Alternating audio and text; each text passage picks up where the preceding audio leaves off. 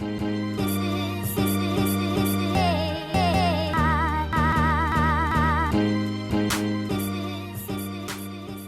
y'all, so I'm back to give you an update on what's going on with my writing. Oh my gosh. Okay, so I feel like so much has happened since the last video because I'm like, I can't even remember. What was the. Oh, I remember what I was talking about with the last video. So, yeah, to give you an update on what's happened since then, I was talking about in that video, I was talking about Nevaeh's complex view on relationships based off of where she is in her life and her capacity to be, I guess, her capacity to be the person and the woman that she wants to be, and how much of her capacity to be that, but also to fulfill the roles that she has to fulfill for everyone else around her. So if you're a woman, well, if you're anybody, I think everybody kind of does this, but definitely if you're a parent, you already know, I think it becomes more pronounced how much you kind of weave into different sides of yourself. Your kids see you one way, your friends see you a different way, your parents always see you as their baby, no matter how old you are, or even if you have your own babies, they still see that. Your career self is different, your alone self is different. So she has all these different pieces of her, plus she has something that she's extremely passionate about. In the book, Nevaeh works at a she works at a mental health facility helping women that are dealing with trauma. So she's extremely passionate about that as a woman and as somebody who identifies a lot with the people that she's helping. Naturally, it takes up a lot of her life. So she's trying to figure out how to kind of shape her life now that she's how to shape her life based off of all of the things that she's identified that she wants to kind of keep in her life. I've been writing all those chapters between what's going on with her, and then I've put out a few sneak peeks, but I haven't put out one where I introduce you to Nasir yet, or Deneri, because if you've seen the sneak peeks I've put out already, you know that his name is Deneri, but he goes by the name Nasir in the book. You'll see why later. But anyways, I haven't put out any chapters of him yet, but I've written a bunch. So there's things that are going, he's kind of having the same general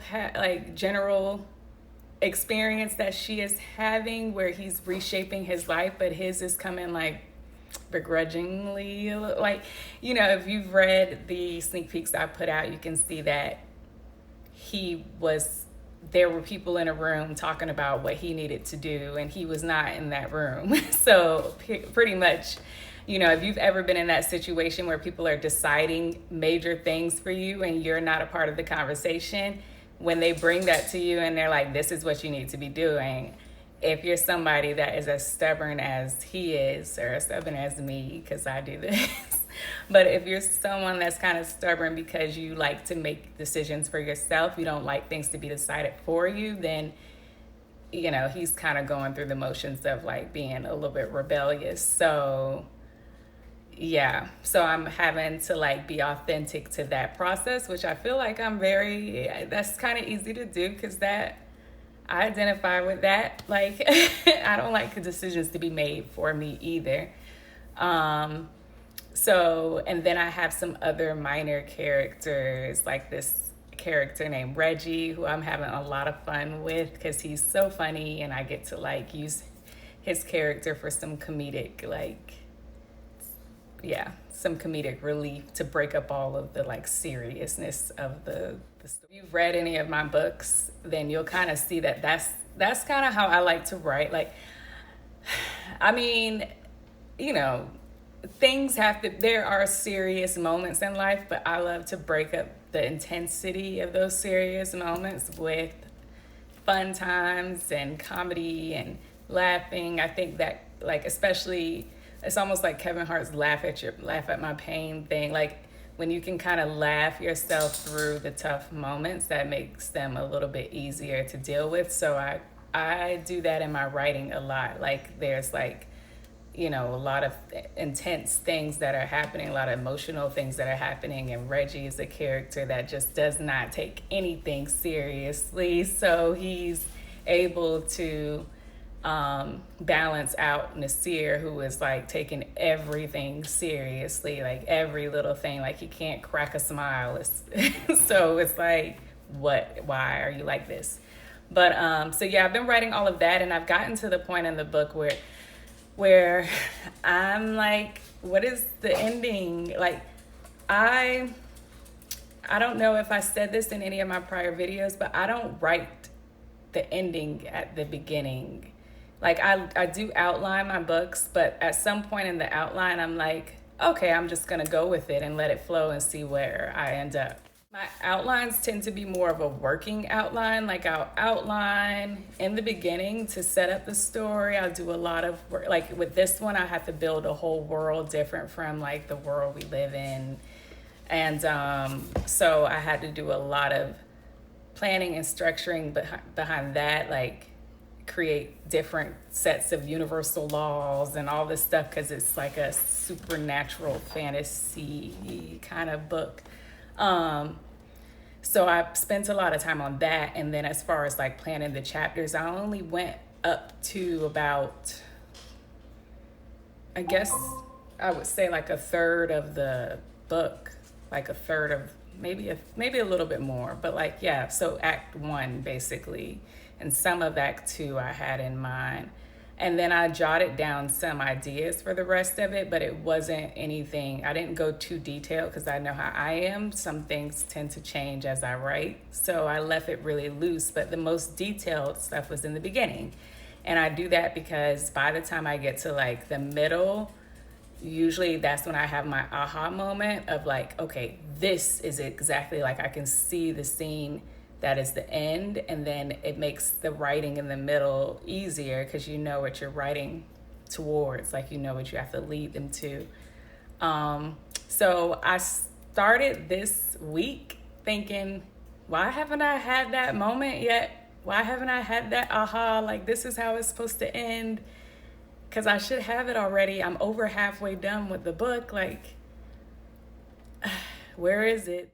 So like I revisited the general, like what I had put before. Like I said, I do outline to the end. It's just like after, like I said, the beginning is more specific, and at the end it's just like little bullet points of that. And I'm expecting it to change. Like I usually write that like, oh, okay, this is it, but it never fails. It always changes. So when I got to this point and nothing had changed, I didn't get anything new, I was like, what? This isn't how this is. So, you know, so I went back, I looked at what I wrote, and I was like, I don't know, like maybe I need to sit with this. I feel like I'm missing something, because if you write or if you do anything that is like a creative project, there's like this feeling that you get when you know that you nailed it, like you know that you did it justice. And so when I looked at it, I was like, something's missing. I don't have that feeling of like, yeah, this is it. So I decided to kind of sit with it for a little bit, like sit with the book. And when I say sit with the book, I mean like kind of read over, like release the need to have to see, because you know, the more you focus on I gotta find, like it's not gonna happen. So I just released the need to like have to figure it out, and decided to just continue writing and continue looking at what I had already written and continue developing the personality of the characters. I even started working on the playlist that goes along with the book to help me kind of identify the personalities of everyone. And then magic happened.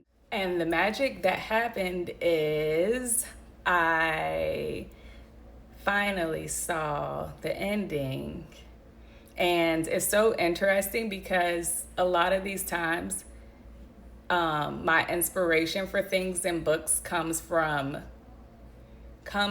experiencing other creative outlets. So like the ending came to me, and like I saw it like a picture in my mind while I was listening to a song. It was a new song I hadn't heard before, and I was like, and then something about the lyrics, because I'm one of those people, like, I'll listen to all different kinds of music. To me, the most important thing is the lyrics. I guess I'm a writer, so I read the lyrics and I'm like, oh, that's a vibe. I like that. And it means something. Like, I can't listen to music that's just like, turn up, turn up, turn up, turn up, turn up, turn up, turn up. Like, and that's it. It might have a good beat, and I might use that to like work out, you know, because the beat maybe it's good for like running or working out or whatever. But like, I gotta listen to something that means something or that's saying something, or like, why else am I just listening to this? So yeah, so I was listening to this song, and I put the song on the playlist, obviously, because it inspired the ending. It was a song that I had not even heard before, and it's not even in English all the way. Like, some of it is in Spanish, but the part that was in English, like, gave me the whole scene of how the book is going to end, so that was amazing. So I at least know now what I'm writing towards, and it's so interesting because the scene that I have of how it's going to end is literally like what I had already written. So I guess that's why I didn't get anything new. But like I said, I wrote like a general, like, oh, I want this to happen at the end, like a one sentence thing. But I didn't know how I want it to happen. So for example, it's like if you write that in one chapter, you might write something like, I want them to fall in love. And it's like, well, okay, as an author, like, you have to figure out, okay, how are they going to fall in love? Where are they going to be? What are they going to be wearing? What are they going to say? What is going to be the moment that makes him look at her and say that like, where are the details? And I didn't have any of that until like I heard the song, and I was like, oh, I got it. So that's where I am with that. And I'm excited about like kind of fine tuning all those, because I have like a blurry image. So now I have to like get in all the details of what happens to make them get to the moment that I think they need to be by the end of the book. So this book is going to be like at least 3 parts for this first group of characters. Well, for this first couple, Nevaeh and Nasir. What I'm thinking is that each series will cover, well, I don't know, I haven't even decided yet. I just know for them they're going to have multiple books. I don't know, because they're the first couple, and it's also setting up the world that they're in and everything. So I don't know how the rest of the series will unfold yet, because I haven't thought that far yet. I'm just kind of seeing where it goes and, you know, following the flow of it. But I know that they'll have definitely at least 3 books on this couple. So it's a slow burn. They're not going to like fall in love in chapter 1 and, you know, or by chapter 5, in love and married by chapter 10 and having babies by chapter 14. No, like it's going to take time, because I do want to deal with the complexities and the layers of their character and their personality, and the complexities that creates as they try to figure out how to like get along with each other. So I think that's kind of like real life, especially when you have 2 people that, you know, they are cool doing their own thing. Like, they've created a whole life, a whole bubble that they live in that's comfortable for them. And that level of comfort is something they don't want to like, you know, give away for anybody. And then they have very passionate things that they're involved in also, so that takes their primary attention, which, you know, just in thinking about that led me to like even thinking about focus in my personal life. And just even a lot of the women and men that I know personally, like whether they're in my family or friends or other, you know, associates, entrepreneurs or whatever, like that's such a big, huge thing, is being able to balance like what fulfills you and gives you life and your obligation to everyone else around you, and how to find that balance between like this is my passion, I love this, but also I'm obligated and responsible for these things and these people, and I'm obligated to like fulfill these roles too. And how do I balance those things, do what's best for me and do what's best for others, and be focused enough to get it done and disciplined enough to get it done. So I said all that to say that, yeah, that's me dealing with that is a large part of why this video is coming out. When it comes to like, for me, my writing is definitely very high up on the list. I'm also a mother, that's very high up on my list, and family and all of that. So there's so much like dedication that's required to make sure that like, especially with writing, because with writing you have to be so like, for lack of a better word, you have to be so selfish with your time. And sorry, I've got my dog, I guess she needs to go out. But yeah, like with writing, you have to be selfish with your time. Like you have to be selfish with the energy that you let in when you're writing. Like if my house is not clean to the point where I don't see a speck of dust, I can't write. Like because I'm focused on that speck of dust and how I need to get up and clean it. Even like having people around and all kind of noises, all of that stuff really factors into whether or not I'm able to like be in the zone with writing. So discipline is a big thing. Like I get up at 4 o'clock and start working. So that means like, you know, there's a lot of things I want to do, like hanging out with friends and stuff that I can't always do because it's not on my like off time. So, or, you know, I have to like be like, no, I can't come out and play. No recess for me. I got to finish my work. And yeah, so I mean, there's a lot of times like it's just like, no, I can't do that. No, I can't do that. Which is why it's always so good when you have like something you're passionate about to make sure that your circle of people or friends that understand your passion and how important it is to you. So when you're saying like, no, I have to do this, they're like, cool, do it. I understand. I got it. We can catch up later. Because if you have people that like, you know, when you can't do things when they need you to do them, they make you feel bad about it or they withdraw from it, you know, then it's just like, now I'm in a tough position because I do care about my friends, but at the same time, I can't always be going out, you know, because I have to like protect my mental space. And, you know, for me, like I don't drink because if I like, drinking isn't great for like, I mean, can you imagine like drinking at night and then having to wake up at 4 o'clock in the morning to write? Like,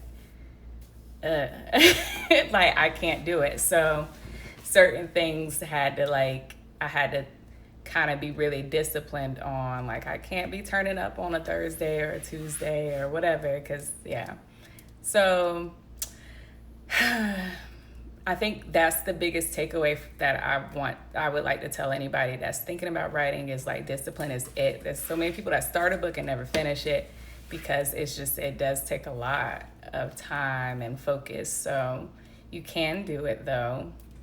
You just have to like stick to it and yeah, like never betray yourself. If this is something you want to do, like you have to be like, I'm doing this and that's just it. There's no other option and that's just it. So that said, yeah, I'll touch back with you guys after I get more of the story thought up, I guess, to tell you where my progress is at that moment. Yeah, like my goal was to, like I said, have this first book out this month. But you know, like I always set goals for myself, but like I always think it's so much better, especially when you're working with high pressure situations, like getting a book done, to release the expectation that something has to be a certain way. So we'll see is what I want to say. Like, we'll see. Once I get to a certain point in the book, that's when I'm like, oh, okay, I know I'm going to end this. And that's usually when I'll go ahead and announce the date because it's a firm date. I know it'll be out on this day. Until I get there, I usually don't say anything about the date. And yeah, like I have like my own markers that let me know when I'm close. And one of the markers I got to today, which is I can see how this will end. So anyways, I'm just letting you know, like, I'm on track to finally get into the end. So I'll update you guys on that. And as usual, if you have any questions about the writing process and how to get started, how to create an outline, any of that, feel free to send me a message, and I'll be here next week with another topic. So bye, you guys. Oh, and please like this video and subscribe to my channel for more content. Okay, but bye until next time. If you felt this one, don't keep it to yourself. Hit like, subscribe, and meet me back here. Same plot, new page. We're just getting started.